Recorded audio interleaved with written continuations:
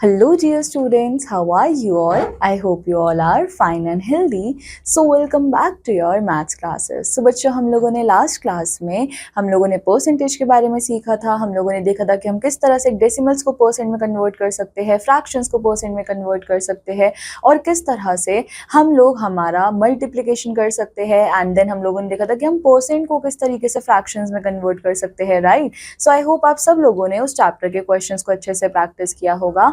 And now in today's class we are going to start with a new chapter and that is geometry. So now बच्चों यहाँ पे हम लोगों को क्या बोला गया है, यहाँ पे हम लोगों को एक रूट मैप दिया गया है एंड उसके साथ साथ हम लोगों को डिस्टेंस भी दिए गए हैं. सो ए पार्ट में हमसे क्या बोला गया, Ravi cross the post office, right. So Ravi cross the post office, shop and school to reach Durga's house. So हमसे बोला गया कि रवि ने जो है वो पोस्ट ऑफिस को क्रॉस किया है. सो यहाँ पर हमारे पास है पोस्ट ऑफिस, राइट. देन इसके बाद रवि कहाँ गया है, रवि गया है स्कूल, रवि गया है शॉप पे एंड देन उसके बाद रवि ने क्रॉस किया है स्कूल को सो दैट कि वो दुर्गा के घर पर पहुंच पाए. सो टोटल रवि ने कितना डिस्टेंस जो है वो कवर किया है. सो नाउ बच्चों अब हम लोगों को यहाँ पर क्या करना है, हमको रवि के डिस्टेंसेस को ऐड करना है. That is 120 plus 130 and Durga के घर तक पहुंचने का डिस्टेंस कितना है, 160 मीटर. सो हम लोग यहाँ पर 160 लिखेंगे. सो आप लोग यहाँ पर इनको ऐड करोगे. Then Durga left her house. अब दुर्गा जो है वो अपने घर से निकली है एंड दुर्गा सबसे पहले उसने चर्च को क्रॉस किया, देन उसने पोस्ट ऑफिस को क्रॉस किया एंड देन उसके बाद वो रवि के घर पर पहुंची. सो दुर्गा ने कितना ट्रैवल किया, सो दुर्गा ने ट्रैवल किया है 140 प्लस 160 प्लस 200. सो नाउ बच्चों अब हमसे ये पूछा जा रहा है कि किसने ज्यादा लंबा रास्ता लिया है. सो आप इन दोनों के डिस्टेंसेस को ऐड करोगे एंड ये कंक्लूड करोगे कि कौन ज्यादा चला है. Now next we have basic geometrical ideas. So now बच्चों हम सबसे पहले बात करेंगे पॉइंट की. सो पॉइंट क्या होता है, पॉइंट एक स्मॉल डॉट है जो कि शार्प पेंसिल से बनाया जाता है एक पीस ऑफ पेपर के ऊपर, राइट. सो अ पॉइंट, उसकी कोई लेंथ नहीं होती, कोई ब्रेथ नहीं होती, कोई थिकनेस नहीं होती एंड एक पॉइंट जो है वो एग्जैक्ट लोकेशन भी दिखाता है. सो नाउ बच्चों नेक्स्ट हम लोग बात करने वाले हैं लाइन सेगमेंट की. So the straight path between two point, उसी को क्या बोला जाता है, लाइन सेगमेंट, राइट. सो अगर हमारे पास ए एंड बी दो पॉइंट्स है प्लेन ऑफ पेपर के ऊपर, सो स्ट्रेट पाथ जो होगा ए से बी तक का वही क्या होता है, लाइन सेगमेंट. सो नाउ यहाँ पर हमारे पास एक एडजॉइनिंग फिगर है जो कि क्या शो कर रहा है, line segment A B and C. हम लोगों ने इसको किस तरह से डिनोट किया है, हमने लिखा है ए बी एंड ऊपर हम लोगों ने दो पॉइंट्स के बीच में एक लाइन बनाई है, राइट. सो स्ट्रेट लाइन उसकी फिक्स्ड लेंथ होती है. Now next we have line. So A line segment extended endlessly on both directions. अब जब भी हम एक लाइन सेगमेंट को दोनों डायरेक्शंस में एक्सटेंड करते हैं सो उसी को क्या बोला जाता है, लाइन.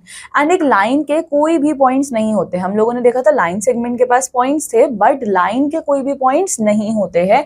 एंड ये फिगर हम लोगों को लाइन ए बी शो कर रही है जिसको हम डिनोट कैसे करते हैं, ए बी के ऊपर हम लोग एक लाइन ड्रॉ करते हैं एंड उसमें दोनों तरफ एरोज होते हैं जो कि ये दिखा रहा है कि इस लाइन को हम एक्सटेंड कर सकते हैं. Then we have a ray. So a line segment extended endlessly in one direction. Ray का मतलब क्या होता है, एक लाइन सेगमेंट जिसको खाली हम एक ही डायरेक्शन में एक्सटेंड करेंगे, that is ray. Thus line segment A B जब हम उसको खाली एक ही डायरेक्शन में एक्सटेंड कर रहे हैं उसको हम लोग किस तरीके से रिप्रेजेंट करेंगे, ए बी लिखकर एंड हम एक तरफ एरो बनाएंगे कि हमने यहाँ पर ही खाली एक्सटेंड किया है. So now बच्चों here we have exercise 7a. So classify the following as point, line, line segment and ray. So now बच्चों हमारे पास यहाँ पर जो है वो ये क्या है, ये हमारे पास point है, right? So now बच्चों यहाँ पर हमारे पास जो ये a है ये क्या है, ये एक line segment है, right? Then हम लोग यहाँ पर बोल सकते हैं कि ये e पार्ट हमारे पास क्या है, ये लाइन है. सी एंड एफ पार्ट हमारे पास क्या है, रे, क्योंकि ये खाली एक ही तरफ से एक्सटेंड हो रही है. Now match the following columns. So अब हम लोगों को क्या करना है, हम लोगों ने जो ऊपर डेफिनेशंस पढ़ी है उसके अकॉर्डिंग हमको यहाँ पर इनको मैच करना है. Then identify the names, identify and name the lines, line segments and rays in the following figures. So now बच्चों हम लोग यहाँ पर देख सकते हैं कि हमारे पास एक जगह क्या है, पॉइंट है, एक तरफ एरो है. सो इसका मतलब ये क्या हो जाएगा, रे. सो ये वाली सारी लाइंस हमारे पास क्या है, रे है, राइट. देन अगर हम बात करें इन दो पॉइंट्स की, सो इन दो पॉइंट्स के बीच की जो ये लाइन है ये क्या है, लाइन सेगमेंट. सो इस तरह से हम लोग गिवन फिगर के अंदर लाइन, रे एंड लाइन सेगमेंट को आइडेंटिफाई करेंगे। नाउ बच्चों नेक्स्ट हमारे पास क्या है, एंगल। सो एन एंगल ये एक फिगर है जो कि कब बनती है, जब टू रेज जो है वो आपस में आकर मिलती है कॉमन पॉइंट पे। सो कॉमन इनिशियल पॉइंट को हम लोग क्या बोलते हैं, vertex of the angle, and the two rays उनको क्या बोला जाता है, आर्म्स या फिर साइड। सो आप लोग देख सकते हो कि यहाँ पर ये दो रेज आपस में मिली है एंड जिस पॉइंट पे ये दोनों मिली है वो क्या है, वर्टेक्स।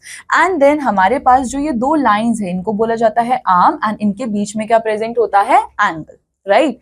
नाउ गिवन फिगर में हमारे पास ओ वर्टेक्स है, O A and O B arms है। नाउ सिंबल फॉर एंगल हम लोग ये यूज करते हैं। सो दस एंगल ए ओ बी, यानी कि ये एंगल हमारे पास एंगल ए ओ बी जो एंगल है इसको हम लोग लिख सकते हैं एंगल ए ओ बी या फिर एंगल बी ओ ए, सेम चीज है। सो द वर्टेक्स उसको हम हमेशा कहाँ लिखते हैं, मिडल में। यहाँ पर आप लोगों ने एक चीज नोटिस करी कि हम लोग हमेशा हमारे वर्टेक्स को बीच में लिखते हैं।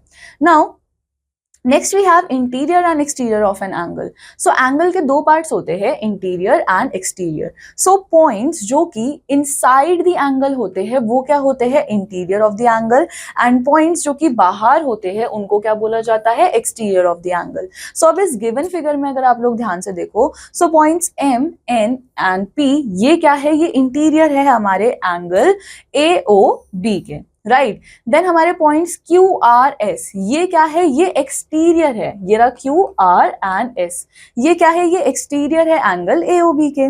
Now next we have measurement of angle. So angles को हम लोग मेजर किस में करते हैं, डिग्रीज में, एंड सिंबल हमारे पास डिग्री का ये होता है। सो 10 डिग्रीज को हम लोग इस तरह से लिखते हैं, 30 डिग्रीज को हम लोग इस तरह से लिखते हैं। सो यहाँ पर जो हमारे पास ये फिगर है ये क्या दिखा रहा है, ये एक प्रोट्रैक्टर दिखा रहा है। सो प्रोट्रैक्टर को हम लोग यूज करते हैं सो दैट हम लोग एंगल्स को मेजर कर सके। एंड जो हमारे पास आउटर सेमी सर्कल है, यानी कि जो हमारे पास ये आउटर सेमी सर्कल मार्क्ड है, इसमें हमारे पास कहाँ से कहाँ तक के एंगल्स होते हैं, 0 to 180 डिग्री तक के, एंड इसको यूज किया जाता है एंगल्स को मेजर करने में क्लॉकवाइज डायरेक्शन में। देन हमारे पास जो इनर सर्कल मार्क है यहाँ पे 0 to 180 डिग्री तक में, सो यहाँ पर इसको हम लोग कब यूज करते हैं, जब हमको एंगल्स को मेजर करना होता है एंटी क्लॉकवाइज डायरेक्शन में। एंड जो ये मिड पॉइंट होता है ये क्या है, मिड पॉइंट जो है इस बेस लाइन का वही हमारा सेंटर है। नाउ अब हम लोग सीखने वाले हैं कि किस तरह से हम लोग मेजर करेंगे एंगल को एक प्रोट्रैक्टर की यूज से। सो जब हम लोगों को एंगल को मेजर करना है प्रोट्रैक्टर की यूज से तो हमको कुछ स्टेप्स फॉलो करने हैं। स्टेप 1 क्या है, हम लोग प्लेस करेंगे सेंटर ऑफ प्रोट्रैक्टर को एग्जैक्टली ऑन द वर्टेक्स, यानी कि ये जो ये सेंटर है ये हमारा वर्टेक्स पे ही आना चाहिए। एंड इस तरह से उसके बाद हम लोग एडजस्ट करेंगे प्रोट्रैक्टर को सच दैट की बेस लाइन जो है वो क्या बनाए, वो ओ ए बनाए, राइट। नाउ अब हमको स्केल देखना है इनर और आउटर, जहां पे हमारे आर्म ओ ए जो है वो पॉइंट कर रहा है 0 की तरफ, right. So here arm 0 A ये पॉइंट कर रहा है 0 degree to the inner circle, right. Then इसके बाद हम लोगों को रीड करना है स्केल को at that point where the other arm O B crosses the scale. अब हमारे पास दूसरा आर्म ओ बी भी तो है। सो अब ओ बी जो है वो क्रॉस कर रहा है इनर सर्कल को कौन से एंगल पे, 30 डिग्री पे, राइट। नाउ सो इसका मतलब हमारा जो मेजरमेंट होगा एंगल का वो क्या है, 30 डिग्री। सो ना बच्चों here we have exercise 7b। so इसमें हमको which of the following figure represents angle, अब हमको ये बताना है कि किस फिगर में हमारे पास एंगल होने वाला है। so a and b में हमारे पास a and c में हमारे पास एंगल होगा। now name the angle in each of the following figure. So अब आप लोगों को इनमें एंगल्स के नाम बताने हैं। For example angle A O B, यहां पर हम लोग लिख सकते हैं angle P Q R. So हमको ध्यान क्या रखना है कि हमारा एंगल हमेशा बीच में आएगा। Now name the vertex and the arms of each of the following. So यहाँ पर हमारा वर्टेक्स क्या होने वाला है, एन, एंड आर्म्स होने वाले हैं ओ एन ओ एम। इस तरह से आप लोग यहाँ पर vertex and arms find out करोगे। Then measure the following using protractor. सब आप लोगों को यहाँ पर इनके एंगल्स को फाइंड आउट करना है प्रोट्रैक्टर को यूज करके। ना बच्चों here we have types of angle. So the types of angles इसको हम लोगों ने क्लासीफाई किया है on basis of their angles. So सबसे पहले हमारे पास क्या है acute angle. So एक ऐसा एंगल जिसकी मेजरमेंट हमारी 0 से ज्यादा होगी बट 90 से कम होगी, उसको क्या बोला जाएगा acute angle. So given figure में हमारे पास एंगल 30 डिग्री है, so ये 0 से ज्यादा है और 90 से कम है, इसका मतलब ये acute angle है. देन हमारे पास है राइट एंगल. सो एक ऐसा एंगल जिसकी मेजरमेंट 90 डिग्री आती है वो हमारा राइट एंगल होता है. सो यहाँ पे मेजरमेंट 90 डिग्री है, सो इसका मतलब ये एक राइट एंगल है. Then we have obtuse angle. So ऐसा एंगल जिसका मेजरमेंट हमारा 90 से ज्यादा है बट 180 से कम है, सो वो कैसा एंगल है? Obtuse angle. सो यहाँ पर हम लोग देख सकते हैं 120 डिग्री 90 से ज्यादा है बट 180 से कम है, so it is obtuse angle. Then we have straight angle. So एक ऐसा एंगल जिसकी वैल्यू 180 डिग्री है उसको हम लोग बोलते हैं स्ट्रेट एंगल. सो यहाँ पर वैल्यू 180 डिग्री है, so that means it is straight angle. Now बच्चों next we have constructing angle with the help of protractor. So suppose हम लोगों को ड्रॉ करना है 45 डिग्री. सो सबसे पहले हम क्या करेंगे? हम लोग एक रे बनाएंगे, राइट? हम लोगों ने एक रे ए बी बनाया. देन हम लोग प्रोट्रैक्टर रखेंगे ए बी के ऊपर सच दैट जो हमारा बेस है, हमारा जो बेस है प्रोट्रैक्टर का, वो कॉन्साइड करे ए बी के साथ and centre of the base जो है वो कॉन्साइड करना चाहिए पॉइंट ए पे, right? Now start from 0 degree on the right of the protractor. अब हमको 0 डिग्री से स्टार्ट करना है प्रोट्रैक्टर के एंड रीड करना है इनर स्केल को. सो जब हम लोग पहुंच जाएंगे मार्क 45 डिग्री पे which is in between 40 degree and 50 degree. So अब हमको क्या करना है? हमको इस सही पॉइंट का नाम रखना है. सो इसका एंगल कितना आया? 45 डिग्री. देन इसके बाद हम लोग क्या करेंगे? हम लिफ्ट करेंगे प्रोट्रैक्टर को, ज्वाइन कर देंगे हम लोग ए सी को एंड अब हमारे पास एंगल आ गया सी ए बी जो कि कितना है? 45 डिग्री. सो नाउ बच्चों here we have exercise 7C. सो हमको मेजर करना है फॉलोइंग एंगल्स को प्रोट्रैक्टर को यूज करके एंड हमको मेंशन भी करने हैं टाइप्स ऑफ एंगल को. सो आप सब लोग प्रोट्रैक्टर को यूज करके यहाँ पे एंगल्स को मेजर करोगे, टाइप ऑफ एंगल बताओगे. देन यहाँ पे भी आपको प्रोट्रैक्टर को यूज कर एंगल्स को ड्रॉ करना है. Then classify the following angles. इनको हमको एक्यूट, राइट और ऑब्ट्यूज बताना है. सो नाउ बच्चों राइट एंगल तो हमारे पास ये डी वाला हो जाएगा, राइट? एक्यूट हमारे पास कौन सा होता है? 0 से ज्यादा बट 90 से कम. सो ये वाला हमारा क्या हो जाएगा? एक्यूट. देन इधर भी हमारे पास क्या है? Acute. Then here also we have acute. And जो भी एंगल्स हमारे 90 डिग्री से ज्यादा है बट 180 से कम है वो सब क्या हो जाएंगे? ऑब्ट्यूज. नाउ बच्चों next we have types of line. So अब हमारे पास है parallel lines. So if we draw two lines they may और may not intersect each other, right? अगर हम दो लाइंस बनाते तो हो सकता है वो दोनों एक दूसरे को इंटरसेक्ट करे भी और ना भी करे. So if the two lines intersect then they are called intersecting line. So अगर हम लोग दो लाइंस को इंटरसेक्ट करेंगे सो उनको क्या बोला जाएगा? Intersecting line. और अगर वो दो लाइंस इंटरसेक्ट नहीं करेगी सो इसका मतलब वो क्या है? Parallel lines. सो फिगर अब हमारे पास यहाँ पे क्या शो कर रही है? पैरेलल लाइंस को. सो ये रही हमारे पास पी क्यू आर एस. ये सारी डायग्राम्स क्या है? ये पैरेलल लाइंस है क्योंकि ये दोनों एक दूसरे को इंटरसेक्ट नहीं कर रही है, right? Then pair of railway tracks, वो भी हमेशा क्या होते हैं? एक दूसरे के पैरेलली चल रहे होते हैं. सो इस तरह से हम लोग क्या बोल सकते हैं कि ये भी क्या है? एग्जाम्पल्स है पैरेलल लाइंस का. रूरल की जो हमारे पास स्केल होता है उसकी जो यहाँ पर लाइंस होती है ये भी क्या है? पैरेलल. जो हमारे पास ब्लैक बोर्ड्स होते हैं इनकी भी लाइंस कैसी होती है? Parallel. Now next we have intersecting lines. So जब दो या दो से ज्यादा लाइंस एक दूसरे को क्रॉस कर जाती है तो उनको बोला जाता है intersecting line. And the point जिस पे वो दोनों एक दूसरे को क्रॉस करती है उसको बोला जाता है पॉइंट ऑफ इंटरसेक्शन. सो यहाँ पे ये रहा हमारे पास O, एक point of intersection. Now next we have perpendicular lines. तो जब दो लाइंस एक दूसरे को इंटरसेक्ट करती है या एक दूसरे से मिलती है, क्या बनाने के लिए? राइट एंगल बनाने के लिए. राइट एंगल क्या होता है? तो 90 डिग्री, राइट? सो अब इन लाइंस को बोला जाता है परपेंडिकुलर लाइन. सो यहाँ पर हमारे पास है ए बी एंड देन हमारे पास है सी डी. ये दोनों एक दूसरे को क्रॉस कर रही है ओ पे एंड कितना एंगल बनानी है? 90 डिग्री यानी कि राइट एंगल. सो ये है परपेंडिकुलर लाइन. सो इसका मतलब हम बोल सकते हैं लाइन ए बी जो है वो परपेंडिकुलर है किसके? लाइन सी डी के. सो ना बच्चों here we have exercise 7D. सो हमको क्लासीफाई करना है लाइंस को एज पैरेलल, इंटरसेक्टिंग और परपेंडिकुलर. सो ना बच्चों हमारे पास यहाँ पर जो B है ये क्या है? पैरेलल. हमारे पास E है पैरेलल. राइट। देन अब हम लोगों को बताना है कि कौन सी हमारे पास इंटरसेक्टिंग लाइंस है। सो अब हमारे पास यहाँ पर ये दोनों लाइंस है जो कि इंटरसेक्टिंग है। देन इसके बाद बची हुई हमारे पास कैसी लाइंस है, ये हमारे पास है perpendicular lines. Now write T for true and F for false. Two parallel lines do not meet when produced, so yes, it is true. The distance between two parallel lines is not the same. So बच्चों दो parallel lines के बीच का distance भी क्या होने वाला है, same होने वाला है. So now this is false. So two perpendicular lines make a right angle with each other. So दो perpendicular lines क्या करेगी, एक दूसरे के साथ right angle बनाएगी. So this is true. Perpendicular lines never meet at a point. So no, this is false. Now बच्चों next हमारे पास है पॉलीगन्स। सो पॉलीगन्स क्या होते हैं, पॉलीगन्स एक क्लोज्ड फिगर है, राइट। एंड ये किससे बने होते हैं, थ्री या फिर मोर straight line say that do not cross each other. अब ये तीन लाइंस या उससे ज्यादा लाइंस एक दूसरे को इंटरसेक्ट नहीं करेगी, इसी को बोला जाता है पॉलीगन्स। एंड ये रहे हमारे पास कुछ examples. Now next we have triangle. So triangle क्या है, ट्राइंगल भी एक पॉलीगन है, बट ये कितनी लाइंस का बना है, थ्री लाइन सेगमेंट्स का। सो अब इसके पास थ्री वर्टिसेस भी होते हैं, थ्री एंगल्स भी हो सकते हैं। आप देखो यहाँ पर, इसके पास यहाँ पर थ्री वर्टिसेस भी है एंड इसके पास थ्री एंगल्स भी है, right. So here A B B C and C A, ये क्या है, ये साइड्स है ट्राइंगल की। देन यहाँ पर हमारे पास एंगल्स भी है ना। सो हमारे पास एंगल ए बी सी है, एंगल ए सी बी है एंड एंगल बी ए सी है।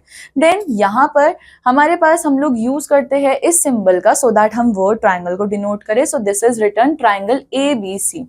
Then the sum of angles of triangle. अब बच्चों जितने भी हमारे पास एंगल होते हैं ट्राइंगल के अंदर, उन सबका सम इक्विवेलेंट किसके होता है, 180 डिग्री के। So angle A, angle B plus angle C, वो किसके इक्विवेलेंट होंगे, 180 डिग्री के। नाउ इसके बाद हम लोगों ने ट्राइंगल्स को क्लासिफाई किया है दो तरीके से, according to their sides and according to their angles. So सबसे पहले हम लोग बात कर लेते हैं थ्री टाइप्स ऑफ ट्राइंगल्स की according to their sides. So सबसे पहले हमारे पास है equilateral triangle. So a triangle in which all the three sides वो equal length की है, so उनको बोला जाता है equilateral triangle. जैसे कि आप लोग यहाँ पर देख सकते हो कि यहाँ पर जो triangle की सारी sides है वो same length की है, so ये equilateral triangle है. Then नेक्स्ट हमारे पास है आइसोसेलेस ट्राइंगल। सो एक ऐसा ट्राइंगल जिसकी दो साइड्स इक्वल होती है, उसको हम लोग क्या बोलते हैं, आइसोसेलेस ट्राइंगल। सो आप लोग यहाँ पर देख सकते हो कि इस ट्राइंगल की दो साइड्स इक्वल है, सो ये कैसा है, आइसोसेलेस ट्राइंगल। देन हमारे पास है स्केलीन ट्राइंगल। सो एक ट्राइंगल जिसकी तीनों की तीनों साइड्स की लेंथ जो है वो डिफरेंट है, वो स्केलीन ट्राइंगल है। यहाँ पर आप लोग देख सकते हो इस ट्राइंगल की तीनों साइड्स जो है वो डिफरेंट है, सो ये कैसा ट्राइंगल होगा, scalene triangle. Now next we have three types of triangle according to their angle. So हमारे पास है acute angle triangle. So now बच्चों triangle having all angles as acute angles, यानी कि जब हमारे ट्राइंगल के पास सारे एंगल्स 90 डिग्री से कम होने वाले हैं, सो उसको बोला जाएगा acute angle triangle. Now next हमारे पास है राइट एंगल ट्राइंगल। सो एक ऐसा ट्राइंगल जिसका वन एंगल जो है वो राइट एंगल होगा। सो आप यहाँ पर देख सकते हो कि यहाँ पर इसका एक एंगल, ये एंगल एक्स वाई जेड जो है वो 90 डिग्री है, सो इसलिए हम इसको क्या बोलेंगे, right angle triangle. Then we have obtuse angle triangle. So a triangle having one angle as an obtuse, यानी कि ग्रेटर दैन 90 डिग्री, बट उसका मेजरमेंट 180 डिग्री से लेस होना चाहिए, सो उसको क्या बोला जाता है, obtuse angle triangle. So now Here we have exercise 7C and आप लोगों को क्लासीफाई करना है ट्राइंगल्स को स्केलीन, आइसोसेलेस एंड इक्विलेटरल। सो आप लोग यहाँ पर देख सकते हो कि ये वाला ट्राइंगल हमारे पास क्या है, आइसोसेलेस, क्योंकि इसकी दो साइड्स सेम है, राइट। देन ये हमारे पास है स्केलीन, क्योंकि सारी साइड्स जो है वो डिफरेंट है, एंड ये हमारे पास कैसा है, इक्विलेटरल। सो इस तरह से आप लोग इन क्वेश्चंस को प्रैक्टिस करोगे। Then classify triangle as equilateral, isosceles and scalene, and वो भी इन गिवन मेजरमेंट्स के बेसिस पे। Now next classify the following triangles as acute angle, right angled और ऑब्ट्यूज। सो नाउ बच्चों यहाँ पर हम लोगों को क्या बोला गया, हमारे पास यहाँ पर 60 डिग्री, 60 डिग्री एंड 60 डिग्री है। सो इसका मतलब ये कैसा ट्राइंगल होने वाला है, ये होने वाला है एक्यूट, क्योंकि सबका मेजरमेंट जो है वो 90 डिग्री से कम है। देन ये कैसा होगा, राइट एंगल, क्योंकि इसमें एक हमारे पास 90 डिग्री है। देन यहाँ पर हम लोग क्या देख सकते हैं कि इसका एक मेजरमेंट जो है वो 110 डिग्री है, यानी कि 90 डिग्री से ज्यादा है, सो ये कैसा हो जाएगा, ऑब्ट्यूज एंगल। सो नाउ बच्चों next we have circle. So a simple closed curve with each of its point at the same distance from fixed point inside, उसको हम लोग क्या बोलते हैं, सर्कल, राइट। सो अब लोग सबसे पहले बात करते हैं सर्कल के सेंटर की। So all points in circle वो कैसे होते हैं, वो सेम डिस्टेंस पे होते हैं एक फिक्स्ड पॉइंट पे। सो इस फिक्स्ड पॉइंट को ही हम लोग क्या बोलते हैं, सेंटर ऑफ द सर्कल। सो इस सर्कल में आप लोग देख सकते हो कि यहाँ पर जो ये O है ये क्या है, ये हमारे सर्कल का सेंटर है। Then we are going to talk about radius. So radius क्या होता है, रेडियस एक लाइन सेगमेंट है जो कि ज्वाइन करती है सेंटर को हमारे सर्कल के किसी भी पॉइंट के साथ। सो यहाँ पर आप लोग देख सकते हो कि ये जो OA है ये क्या है, ये हमारे सर्कल का रेडियस है। Now next we have chord. So chord एक लाइन सेगमेंट होती है जो कि किसी भी दो पॉइंट्स को ज्वाइन कर सकती है हमारे सर्कल के अंदर। जैसे कि यहाँ पर हमारे पास क्या है, हमारे पास यहाँ पर C और D है, दो पॉइंट्स है, इनके बीच में जो ये लाइन है ये क्या है, ये कॉर्ड है। Now next we have diameter. So diameter क्या होती है, ये कॉर्ड है, लेकिन ये कहाँ से पास करेगी, ये सेंटर ऑफ द सर्कल से पास करेगी। सो जिस तरह से यहाँ पे ये chord centre of the circle से पास कर रही है, सो इसको हम लोग क्या बोल देंगे, डायामीटर। नाउ यहाँ पर किस चीज को हमें नोट करना है कि डायामीटर ऑफ अ सर्कल वो क्या होता है, वो हमारे रेडियस का ट्वाइस होता है। नाउ नेक्स्ट हम लोग बात करने वाले हैं आर्क की। So any part of a circle उसको हम लोग क्या बोल देंगे, आर्क। सो यहाँ पर जो हमारे पास ACB है वो क्या होने वाले हैं, वो आर्क होने वाले हैं हमारे सर्कल के। सो हमारे सर्कल पे कोई भी पार्ट जो है वो क्या होगा, वो आर्क होगा। Now next we have circumference. So the length of the circle और डिस्टेंस अराउंड इट, उसी को हम लोग क्या बोलते हैं, सर्कमफेरेंस या फिर पेरीमीटर ऑफ द सर्कल। सो हमारे सर्कल की जो पूरी लेंथ होती है, डिस्टेंस होता है, वो सब क्या होने वाला है, वो होगा circumference. Now next we have measuring the circumference of circle. So we cannot measure the circumference of a circle एक ruler के through, right? So हम लोग scale का use कर हमारे circle के circumference को measure नहीं कर सकते क्योंकि वो एक curved figure है। So इसलिए what we are going to do, we are going to use the thread so that हम circumference को measure कर सके। Then इसके ऊपर हम लोग mark करेंगे एक point P को। So हमारे thread के एक end को हम लोग कहाँ रखेंगे, हम P पे रखेंगे।